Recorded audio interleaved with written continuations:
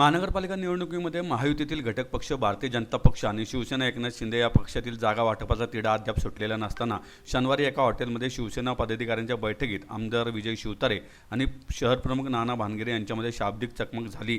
संताप व्यक्त करत नाना भानगिरे बैठकीतून निघून गेले। यावरून शिवसेनेतच अंतर्गत दुफळी निर्माण झाली का असा प्रश्न उपस्थित झाला आहे। याबाबत विधान परिषदेच्या उपसभापती आणि शिवसेनेच्या उपनेत्या डॉक्टर नीलम गोरे यांनी शिवसेना पक्षाच्या बैठकीत असे प्रकार घडतच असतात, मात्र भानगिरे हे पक्षाचे जबाबदार कार्यकर्ते असून त्यांनी भरपूर विकास कामे केली आहेत।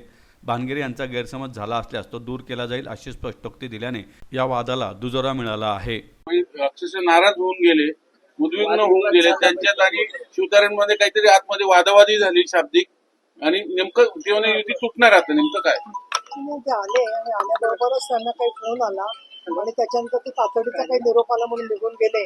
आणि त्याच्यामुळे मला कल्पना नाही की ते तुमच्याशी काय बोललेले आहेत, परंतु नाना भानगिरे हे पक्षाचे जबाबदार कार्यकर्ते आहेत। त्यांनी खूप विकासाचं काम केलेलं आहे, त्यामुळे त्यांचा काही गैरसमज झाला असेल तर तो जरूर दूर होईल असं मला वाटतं।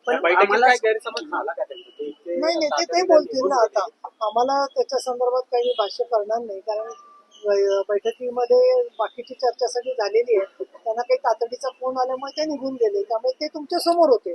ते काय बोलले असतील तर ते त्यांची जबाबदारी आहे। शिवतारे आणि नानांमध्ये खरंच काही झालंय बैठकीत?